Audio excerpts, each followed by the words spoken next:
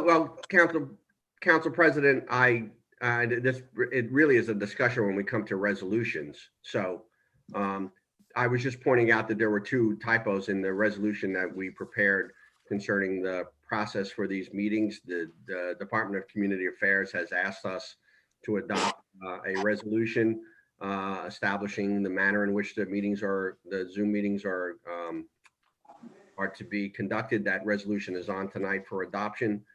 We corrected the notice for this meeting to reflect what those changes were. And there was a typo in the resolution that went to Mary Moss, and I apologize for it.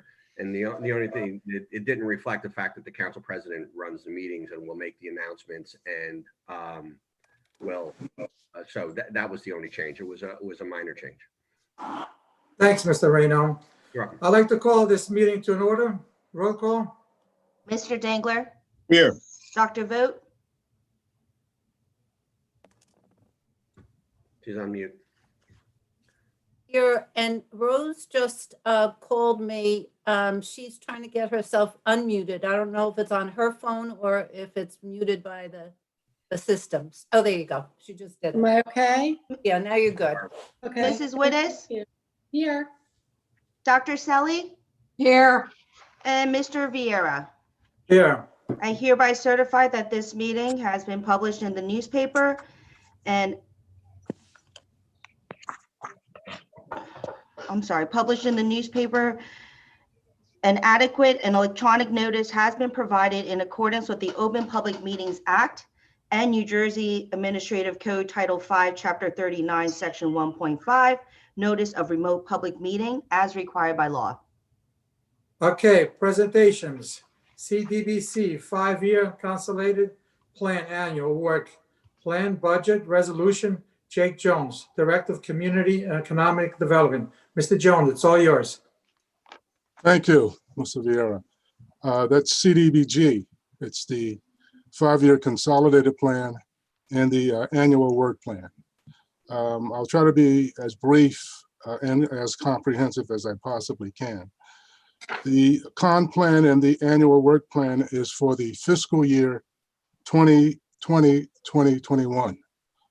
Our fiscal year for CDBG starts July 1st and goes through June 30th. So it's a little off compared to most people's calendar years. But we participate with the Monmouth County Consortium, and this is the fiscal year that they've requested. Being members of that consortium, we decided to join with them. Why, you ask? Well, we are privy to additional funds, such as home funds for housing production and first-time home buyer funds, which the county handles. But citizens in Long Branch can now make application also for those additional funds. The HUD projects and HUD activities must meet what we call national objectives. There are 2 of them. The first is monies must be spent on very low to moderate income individuals, families, or groups, etc. Or the money can be spent for the removal of blight. So those are the 2 national objectives. All activities or projects must relate to one of those 2 situations. The Community Development Block Grant Program started in Long Branch in 1974. So we are entering our 46th year. We have been successful every single year. I've been with the program the last 27 years, and we've never been sanctioned by HUD. We've always got approvals for our grants and our allocations. And so we remain in good standing with HUD. The con plan, and that is the consolidated annual plan, is a federal regulation. Every 5 years, we must come up with a 5-year plan. Do understand that this plan is simply an estimate or a projection of things that we want to do in the next 5 years. The annual work program is more specific, and each year we have to do an annual plan that corresponds with the 5-year consolidated plan. We do have the flexibility to amend certain projects and activities because, as you see, priorities can change. Where were we where have we been the last 6 to 8 months? So you see how priorities can change depending on conditions and situations that can occur. So we did consult with various nonprofits as we formulated this plan. We consulted with the Monmouth County. We consulted with agencies, the Long Branch Housing Authority. We consulted with business groups, city department heads. We consulted with individuals, various groups, and various organizations. So the plan was a compilation of ideas and thoughts that didn't just come from me, came from an assortment of and a variety of input. Public notice went out on this plan in May of 2020. We had a meeting at the end of May. The draft copy went to the city clerk's office in June. Public and people had opportunity to comment on that. We did make up public notice, I guess because of the COVID pandemic. We were limited in how we could get the word out. Normally, I usually individually meet with city council people and department heads and mention it in addition to the public notices. But we do our best to try to get the word out. The focus of the plan is in two directions. And these are also the goals and objectives. Our goal is to improve public services. And we are also concerned with improving public facilities. Those are the two focuses of the consolidated plan. We develop all of our strategies, all of our projects, and all of our activities around these two things. So every activity that you see in CDBG will relate to improving public service or improving public facilities. What's public service? Public service, police, senior citizen activities, youth activities, assistance to nonprofits, job creation activities, recreation, supportive education, cultural activities, social activities, health strategies, etc. And what we try to do is come up with outcomes that will change the quality of life or the behavior or maybe the health of a particular society. We also, again, direct our focus on public facilities. What facilities would you say? City parks. So every city park that we have on the inventory, the ROSI, that's the Recreation and Open Space Inventory, we make improvements to them or we do upgrades periodically. We do the same with the Senior Center, community service building located at 87 7th Avenue. We do sidewalks, parking lots, alleyways, right-of-ways, commercial district upgrades. We do holiday decorations, banners, lighting, planters, flower beds, street decorations, other infrastructure improvements such as street signage, new stanchions, traffic lights, community gardens, Conrail right-of-way, the oceanfront promenade, the beaches. All of these areas fall under CDBG, and we can, again, do projects and activities. I want to focus now, and that's what the 5-year strategy is all about. We are aiming to improve public facilities and public services within the next 5 years. The annual work plan is more specific. Our total allocation for this year is $502,142. With CDBG, we have what we call caps. Caps in administration. Caps cannot exceed 20% of an annual allocation. So you can do the math. If it's around 500,000, then $100,000 would go to administration, which includes office operations, furniture, equipment, materials, supplies, salaries, fringe benefits, etc. A vehicle, all that stuff would fall under administration. There's another cap under public service.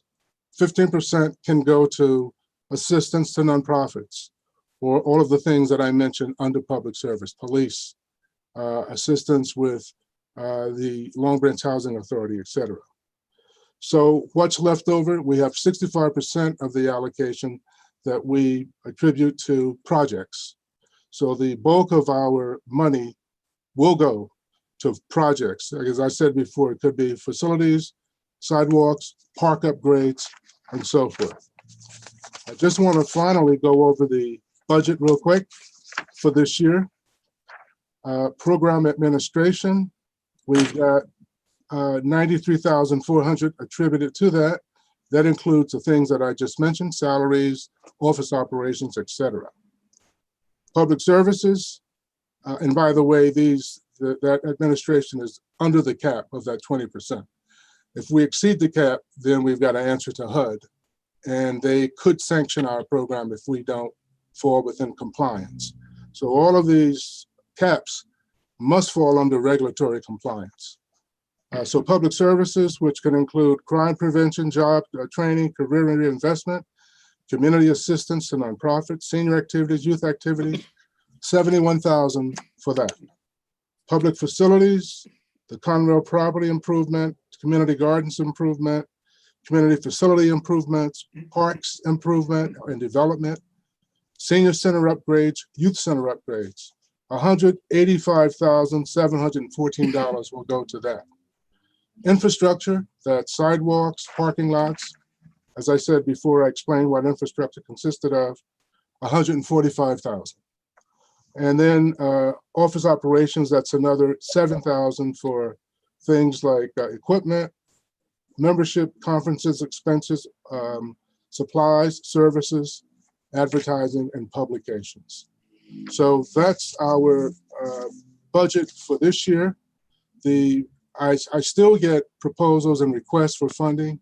I try to explain to people that I need these proposals prior to this budget being set. And every year I face the same thing. People say, well, I didn't know about it. Why didn't you tell me about it? I try to announce it. And generally, we have these meetings and openings in the early spring, since our program year starts again. Our new program year starts July 1st. So I want to again alert everybody that during the springtime and so forth, it's a good time to get proposals in, because that's when we start working on the plan for the upcoming year. Are there any questions? Mr. Jones, how does this budget this year compare to the other year's budgets? Similar. We had last year, we received 456,968. This year, we've got just a little bit over 500,000. So the budgets are very, very similar. The additional monies that we get this year go into projects. The money goes into projects. And again, I can't exceed that administrative cap of 20%. So I'm confined to stay within compliance. Okay, thank you. Does anybody from council have questions for Mr. Jones? Yeah, I have some, and first of all, Jake, thank you so much. You and I went back and forth on email. You know that I had some questions, so I appreciate all the information that you provided in the emails, and appreciate all the information that you just provided to us. So just a few questions, because I really tried to read through the whole document, and I got about 3/4 of the way through. And I was struggling to kind of, sort out, okay, well, what are we really doing? For a few more specifics, as you and I went back and forth with that. So just to help me and everybody understand just a little bit. So the 500,000, that's an amount that the allocation is set by HUD, and we're told what we get. Is that based on proposals that we've submitted, or how did they come to that number? It's part of a formula grant. You would think that it would be based on performance, but it's not. You can have a great program, or you can have a lousy program, but HUD bases their allocations on the number of requests from various cities and states, and they put it in a formula. Okay. When we went to training, that was the first question we asked. What can we do to increase our allocation? Everybody wants to know that. Mhm. And we said, if we, did everything right, got all our reports in, does that matter? It doesn't matter at all. HUD has a Okay. formula, and we really don't know until Washington sends out the allocation announcements. Okay, so is that 500,000, is that basically now allocated for the year? So the proposal, all the different categories that you mentioned, like generally mentioning parks, but do you know like what specifically is going to be done now? Is the work plan that specific, or is there still flexibility in there? There is flexibility, but we have, most of the money is committed. We know exactly what we're going to do. We have projects in the works. I can explain them if you want. I mean, it would be lengthy, but Yeah. we have something planned for Jerry Morgan Park, for the Housing Authority. They need some help with their security system. So most of the monies are committed. I do want to say this, there is flexibility though. Okay. Many times activities and projects are either slow in developing or they may be canceled altogether. HUD allows us to repurpose or redirect the funds. So, with a document like this, that's, 90 pages, just like a general comment, it would be helpful to me, and I think probably helpful to all of council, if it, in the future, we kind of make it the norm, and this was the same thing with the master plan. If we can just have an executive summary, not that we're going to, we're going to read the report. I'm not trying to get out of reading the report, but at least an executive summary helps us kind of, map our way through it. And when I say executive summary, to me, the information that would be valuable is, what were the accomplishments of the past year? What are the funding priorities? Just like you mentioned, what are the funding priorities of this particular source? And what are the specific projects that we're going to be working on? And what's some accountability measure? Is there some timeline? What are the outcomes of these things? So that's kind of like a general comment of, Dr. Vogt, can I interrupt you? Sure. There is a CAPER report that I'm working on now. Great. It's called the Consolidated Annual Performance and Evaluation Report. Yep. All of those statistics that you're asking for are in fact in that report. HUD divides it into two reports. One is a planning document, which is what we're talking about tonight. Mhm. The other is a CAPER, which is the major report that has all that information you're talking about. So, yeah, perfect, Jake. And again, that you wrote that to me, and I appreciate that information. You wrote that in an email, and it actually helped me understand, kind of the whole scheme of things. So just one last comment, so I don't take up too much time.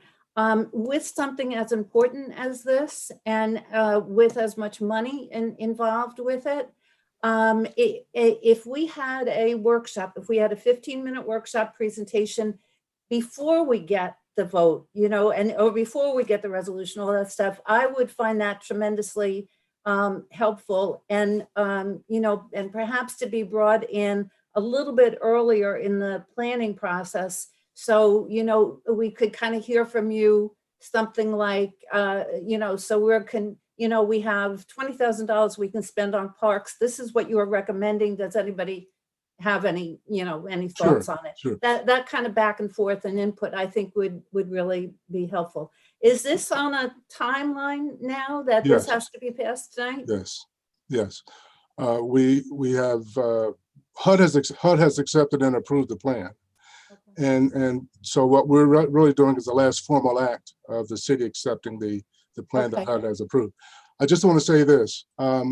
Each year we do a draft of this plan and we send it to the city clerk 45 days before final submission. So I'll make sure that the city clerk alerts all of the city council members in the Wonderful. future when that Wonderful. draft plan goes in there. Then you have 45 days that we can discuss this back and forth. Wonderful. And I was reluctant to, approve something for $500,000 tonight, like I said, with the, with wanting more specifics. Now I understand the structure a little bit more. I'm okay with approving this, but I would like to add that we do the presentation, understand that we're supporting you with everything, But if the next meeting or the next meeting after that, you could review the CAPER report with us and give Mhm. us the details on this year's work plan. The CAPER report will be ready in a couple weeks. Yes. Okay, so whenever that's ready, Mary or Mario, if we could do that, I'd We'll appreciate be it. happy to share that. Yes. Okay, thank you very much, Jake. Very Nice welcome. job. Yeah. Mhm. Does anybody else have any questions for Mr. Jones? No, I'm good. Have none. Thank you. Mary I'd like to Kay? say, Jake, you did a nice Thank you. job on it. Very nice, Jake. Thank you, Bill. Very well done, Mr. Jones. Thank you. Appreciate it. Thank Thanks, you. everyone. Okay, well, the next presentation, we're gonna go with the Long Branch Recreation Soccer, Jessica Wangland. Hello, everyone. Can you hear me? Yes, we can hear you. Okay, thank you so much for having me tonight and letting me go through this presentation. I know our athletic director has been very supportive, Jason Corley, and Carl Jennings has been very supportive throughout the past several years that I've run my Long Branch Recreation Soccer Clinic. The basis of what I'm trying to bring here is a program that will really, benefit our girls. I've been the high school coach for the past 9 years, and we've struggled, and a lot of it has to do because we're playing against teams who have started playing when they were 3 and 4 years old, and they have, been playing on recreation programs and travel programs. I am really trying to push this program with Mike Turtle from SST. He's in the meeting right now. He's the owner of SST. He has been extremely successful in many towns with their recreation programs. I worked for him several years ago at SST and Wall, but he also does the surrounding towns of Howell, Belmar Rec, Hazlitt, Oceanport, Peninsula, Tinton Falls, Spring Lake Rec, Stafford, Old Bridge, Red Bank, Point Pleasant, Wall, and East Brunswick. So he works with an extensive amount of small towns as well as large towns. A lot of those are the teams that we do play in conference and out of conference at the high school. And unfortunately, we do not fare very well against them because they have had successful feeder programs.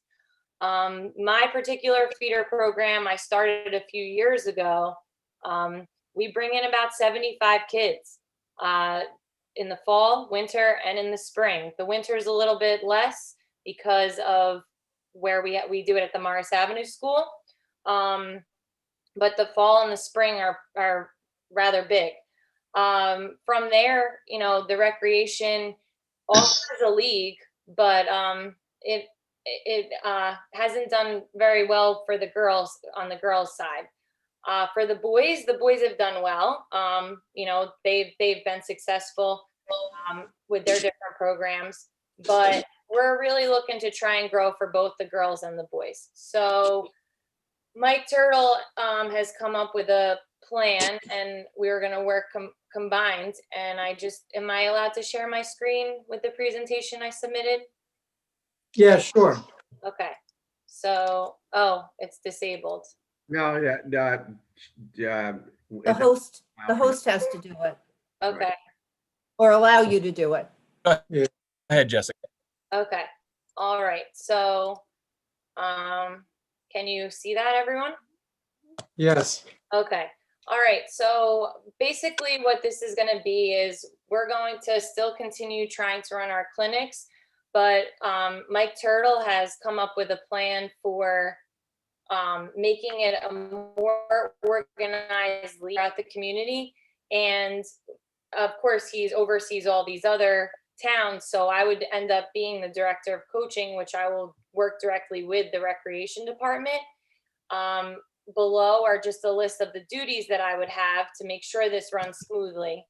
And assigning trainers to teams, making sure the trainers follow the guidelines, creating clinics and camps, organizing registrations, directing the clinics and camps, attending board meetings, making sure the club what the wants of the club are executed, be a liaison between SST and the club, and recruit staff, as well as promote programs on social media. Currently, if you look us up on Long Branch Soccer, we have 700 under 40 followers. And Instagram, we do well, and of course on Twitter. So we have the kids. We really do. We just need an organized program that the kids can come in and feel excited about, and the parents are just as trusting with the program, and so that it grows. Mike, if you want to jump in right now and just mention what you had told me before about the feeder program running, the future stars. Well, first off, my name's Mike Turtle. I'm owner of Soccer Specific Training.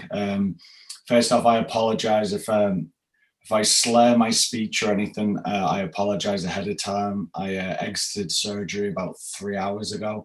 I had a couple of screws taken out of my foot, so the anesthesia is just wearing off right now. So I apologize in advance. So the main idea when we come into different programs is to create a successful travel soccer program, which is a good feeder system for the high school. Now, to do that, you really have to start from the bottom up. Now, if you look at the programs that we've got in different towns with the ages 3, 4, and 5, if you do get your most qualified and your most experienced guys at that bottom level, what you'll do is you'll create a great experience for the younger players, and you'll create a good experience for the parents, who will hopefully then want to get more involved with the programs as they get older. So if you really look after the future stars, like the little munchkin soccer players, you'll find that the recreation program for the ages 6 through 10 or 6 through 12 actually becomes larger. Now, again, you continue to look after the recreation program with the 6 to 12-year-olds, you'll have a huge influx of players, or retention of players, going into the travel program. Now, once you create a successful travel program, you'll start seeing a significant difference in the high school results. Now, this is not a short-term fix. This is not something that's going to happen overnight. But this is something that if you put the effort and you put the energy into the younger age groups, what you'll find is that the travel program will get looked after by the fact that you give the kids a great experience at 3, 4, and 5, and then put together a solid recreational fun environment for a league for ages 6 through 10 to 6 through 12.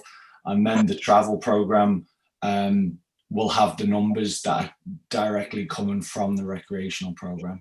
So that's the aim, is to do what we've done in towns before. Now, I've predominantly worked in Wall Township for the past 16 years. I have every single qualification that the USSF has to offer, but yet I still am there at Saturday at 8 o'clock every morning, working with the youngest kids to try and get them in his best situation possible, going on to recreational soccer, and try and help guide the parent and volunteer coaches as much as possible to give them the enthusiasm to continue doing it through the recreational ages and then the travel ages. So that's just a quick kind of synopsis of what we were hoping to do on the recreation side. So thanks, Mike.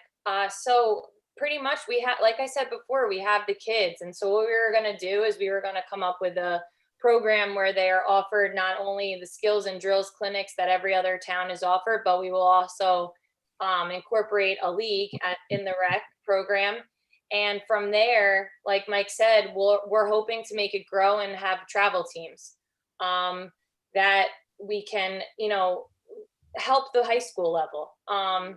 Here's just like you could see, we do have the preschoolers. We have a lot of kids coming out at that age, that 3 to 5-year-old age. I'm a preschool teacher in Long Branch, and I urge the kids. It's great for them social, emotionally. It's great for them to follow directions. This is a great program and opportunity that every other town is offering, and getting it organized and letting the parents see how it's professional. Like when Mike sends his trainers out, they're dressed professional. They have equipment that's professional.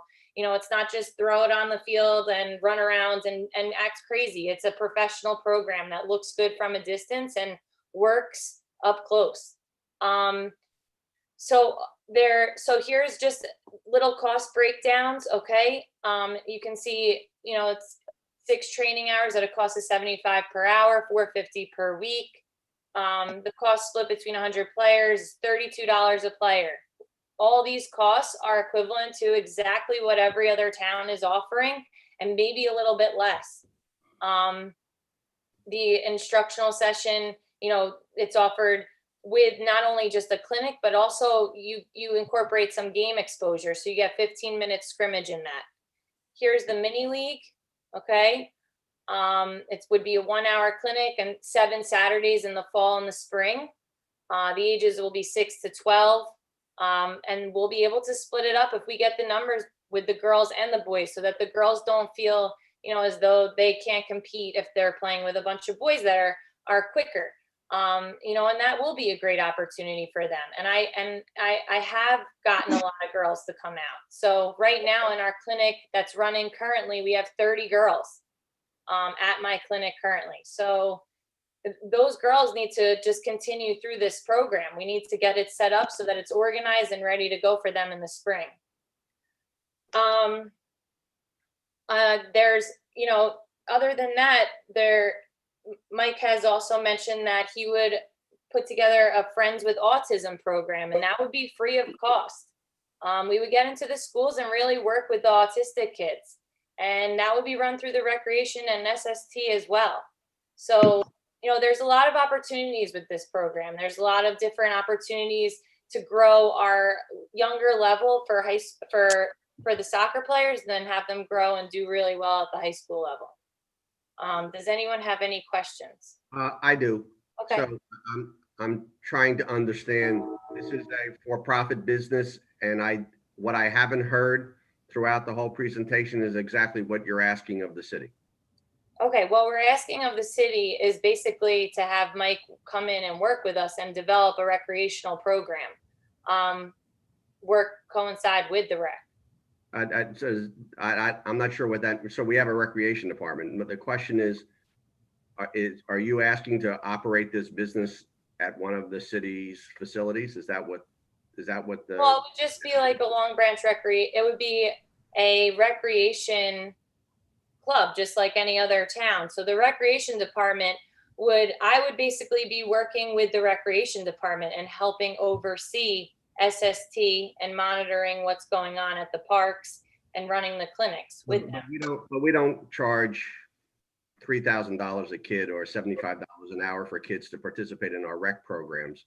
So the question is, obviously this money is going to somebody. It's not going to, unless you're telling me the money is going to the city. What Mike, is it? you want to answer? What is what it you you want the normally do? city to do? Yes. So the way we do it, we don't get paid by the parents. We're utilizing the town field, so the parents will be paying the recreation department directly, and then the hours that are billed, you're paying for the trainers that are going to be at the fields. And so if, for example, 50 kids are registered, 50 kids will pay the recreational department their fee, and then the recreation department will pay directly SST, the trainers. Now, any excess funds that are left over after the soccer trainers have been paid, that could be used for equipment, for soccer balls, goals, T-shirts for the kids, that sort of thing. Mike, let me ask you this question. Mario, can I just finish that? Sure. Go ahead, Mr. When you Reno. get a contract, so then what you're looking for is a contract with us to run a program, right? So if that's the case, I think that there's probably, there's all kinds of procurement issues that come with that, but you're looking for the city to pay you. Okay, I just got asked by Jess to come in and sit in. I didn't know the rules and regulations with regards to the city of Long Branch. When we normally come in and use municipality fields, we cannot be paid from the parents to the company. It usually goes through the municipality. So whether it be the organization that's in charge of running the recreation soccer, so to speak. But it's not as if there's 100 kids paying SST and then we go off. Where all funds goes through the recreation department, and then any of the excess funds goes to kind of helping the recreation program get bigger, better, with better equipment and facilities and whatnot. Can I ask a I have a question, question. please? This is it. This is only for the Long Branch children? Yes. Yes, Only Long Branch? only Long Branch. Okay, Only Long Branch residents only. This is a Long Branch recreation. Like I previously stated, like I've been coaching here for 10 years on the girls' side. We are struggling, and it's not, we're getting girls coming out for our team that have only played soccer for the first time they step out to try out, and they're starting on varsity. And that is because they haven't had a program of substance in Long Branch right now, currently. And when they were younger, really, that's what it comes down to. have you had this program in the city before? Yes, I've been running my own clinics for the city for the past How many 7 years. children have you had? Clinics. I've been running them for 7 years, so fall and spring for the past 7 years, and I get about 70 kids. So actually, my first year ever doing my clinic, is a little girl will now be in 6th grade. She's on the team. There's actually 3 total that are on the team, and they started with me. They're in 6th grade, so I'm hoping by the time they get to high school and we continue to grow and get more kids, when they're seniors, there will be a few more girls with them that can play and have that exposure to the game. Okay, thank you. Mike, How let much me ask- go ahead, Billy, go ahead. How much will the coaches actually make?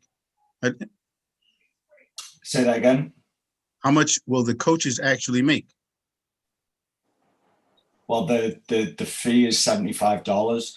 The coaches get paid by their qualifications. So I can't give you a definitive answer, because if we've got 5 coaches there, sorry, can you just give me a second? I'm on the Zoom. No. Sorry. So we have different coaching qualifications and different pay grades. So we've got some that are on salary, some that are part-time. So I wouldn't be able to just give you an answer on how much each individual coach would be making. Well, if I heard right, you currently you oversee several different recreational soccer programs. Yes. Okay, and then this would be another. So how do you split yourself up to give Long Branch the quality that our kids need? Since, as Jessica just said, our kids struggle because they're new at it and need some structure. So we have a staff of 54 trainers right now, and we usually reassign each of the trainers at the start of each season, and we try and get a senior member of staff, whether it be full-time or whatnot, on each of the different towns. Now, the different towns do their main training on different days. Some do it on a Saturday, some do it on a Friday, some do it weekly, like in Aldbridge, they do it Tuesday and Thursday nights.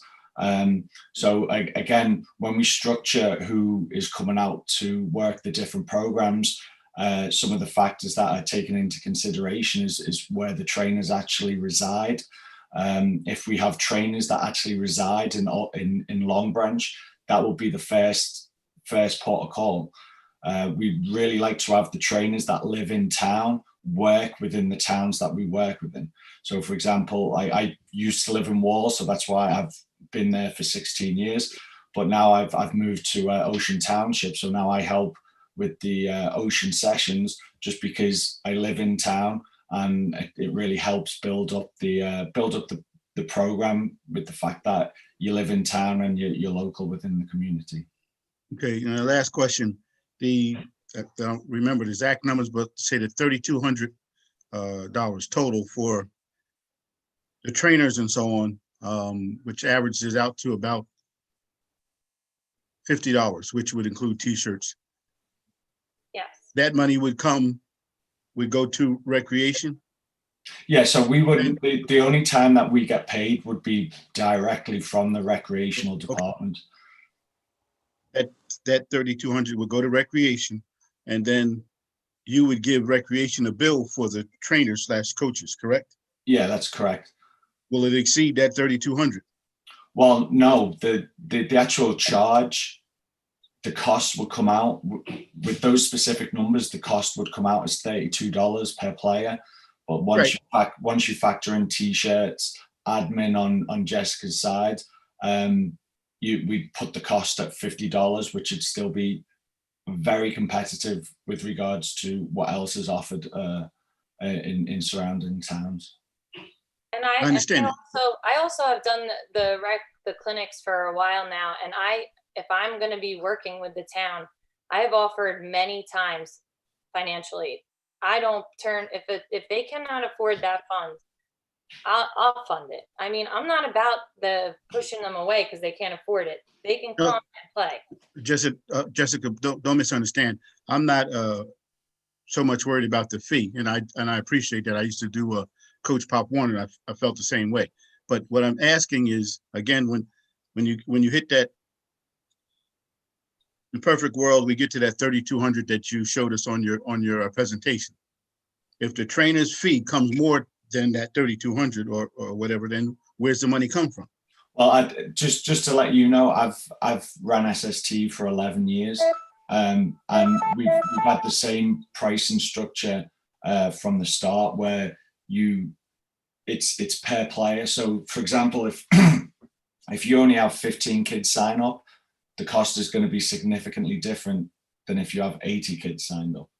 So it's if we have a limit of 15 players per professional trainer, then that's, if you have 30 players, then obviously 2 trainers, 45 players, 3 trainers. And so it's all set, and it's all just dependent. The cost is dependent on how many kids actually sign up. So I just want to make sure, once again, because my job is ultimately to put this in a structure so that I understand. Shouldn't you just be giving us a proposal as to what your trainers cost, and then we'll decide what we want to charge? Well, yeah, obviously that's if we give you this is our rate, and then you decide amongst yourselves. You're looking for us that essentially you want us to give you a contract, and we'd have to, Mike Martin and I and the purchasing agent will have to figure out whether or not we can even give you a contract to just do this without procuring it. But you want us to basically give you a contract to train our kids, and then everything else we're going to do, right? We collect the money, we bear the risk of non-payment. It's not if there's 10 kids in the group who can't afford to pay and we decide to let them in, your trainer still has to get paid. So we'd have to pay your trainer. So I think that's where Councilman Dengler was going, is that we just became your business partner, because I don't think that we have any program in the town where people pay $3,000 for it. Well, it's one. I know you're in a lot of towns. I'm in a lot of towns too, and typically people join the soccer league. They pay $95 for the year, and they get a t-shirt. Well, it's $50. If that's how much it costs per player, $50. What you showed us was $75 an hour for the coach. So if the coach is getting $75 an hour, that's split between 15 players. Okay, so the $3,000 is not what the kids are paying? No. So, Oh, No, okay. the kids are paying 50. I'm asking these questions because I'm completely confused. Yeah, no, the kids would never pay that much. No.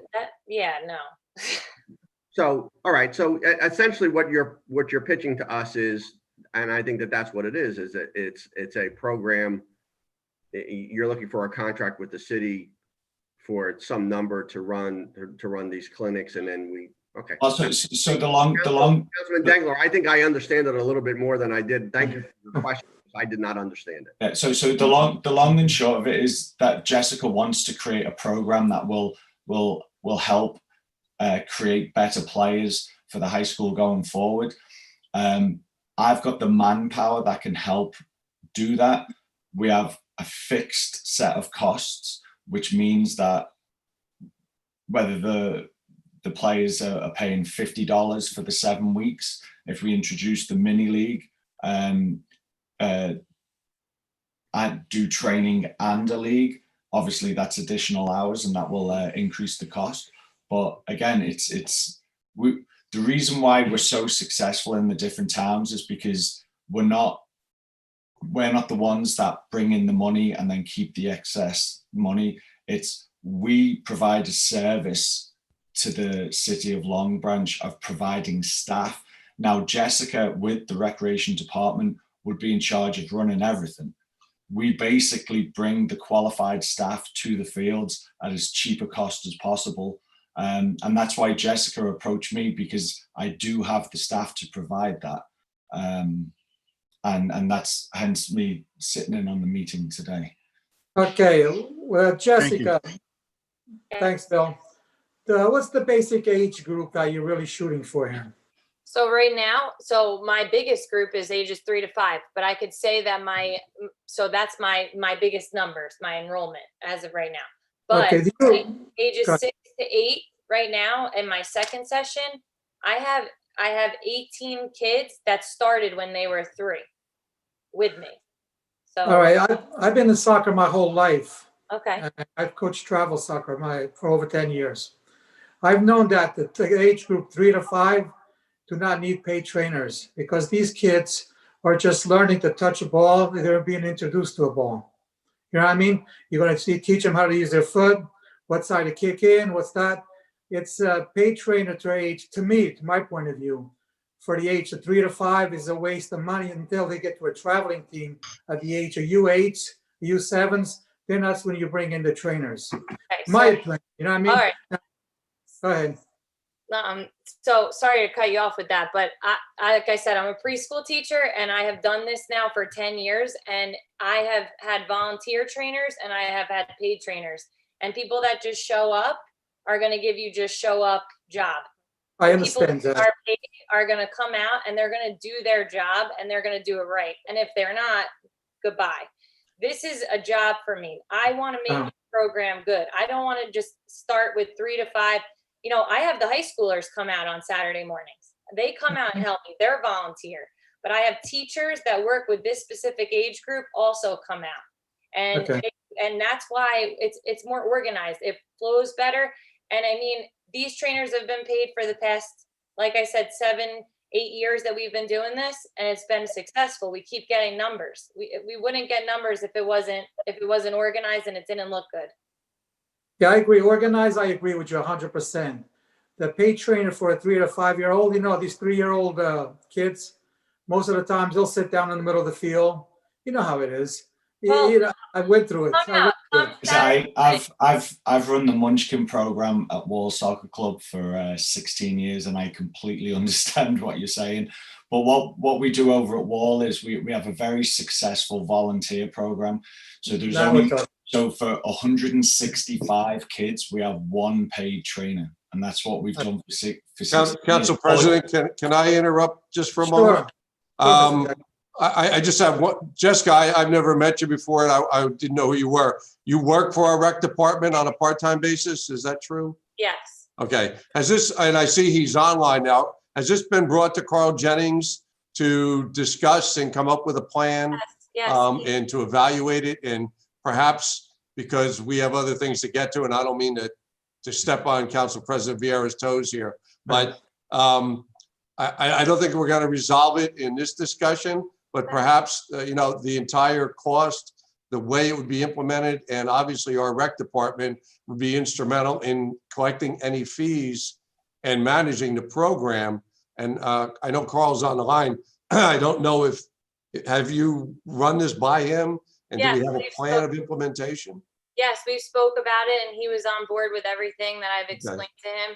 I'm not going to speak for him, but when we've spoken in person, he's all about putting together a program that would be beneficial to grow our older kids. Okay, and I do know that the rec department and our senior center often contract with outside instructors for different types of skills. Perhaps this is something that Carl wants to look at and can come back. When would you plan on implementing this to begin? I was going to try and get it going in the spring. Okay, so we have some time, right? Yes. All right. So, Council President, if perhaps, Mr. Jennings and Ms. Wiegland can get together, really put this together in a package and present it to Mayor and Council, and then we can see if it's a program that we want to include in our rec. But I think we're going to get stuck here tonight. All right. Thanks, Mr. Jackson, and thanks, Jessica. Thanks, Mike. guys. I appreciate the time. Good luck, Thanks. guys. All Thanks. the Bye. best. Thank you. Thank you. Thank you. Mario, Yes. I have to log out and log back in because my screen just keeps spinning. So I'll see you in a second. Okay. All right. I'm having a problem. All Okay. right. Do you have Thank any questions for the regular meeting agenda? No, I don't. Okay. Thank you. Okay. Well, with that, we'll go with the reg with that. All right. With that, we're going to go to the regular meeting agenda. Does anybody have any questions? No, I do not. Yeah, I do. Just two quick ones. Resolution 220 and 201. 20, and it's the special items of revenue. Just what are the details of that? I just didn't understand that. Can anybody explain Are those the Chapter 159 grants? It is the New Jersey Department of Transportation for $250,000 for local aid infrastructure fund. And Right. yeah. Those are two grants that we received from the state after we introduced the budget that we need for the Third Ave improvement project. And we have to do this resolution to insert those funds so we could spend them through the budget process. Okay. Okay. It's a formality. Okay, good. Does that by any chance then offset any allocation that's in the budget when we weren't sure if we were getting this grant, these No. grants? No. Okay, all right, good, thanks. You're welcome. Anybody else? With that, I need a motion to close. So moved. Second. Oppose? All right. I need a motion to adopt a resolution to go into an executive session for the following items. Personnel matters. Public Safety Director George Jackson, Municipal Clerk George Jackson. Contract negotiations, presentation, Seaview Towers. Nicholas Graviano. Sale of the city property, Long Branch Avenue, George Jackson. Lower Broadway, Louis Raynon. Chandler Maps, Louis Raynon. Princeton Soccer, Wildcats, PSA, Council President Vieira. Attorney-client privilege. Shore Kayak Affairs, increase, George Jackson. Public Safety, COVID-19 updates, George Jackson. So moved. Second. Mr. Dangler, Yes. Dr. Vogt, Yes. Mrs. Wittes, Yes. Dr. Selly, Yes. and Mr. Vieira. Yes.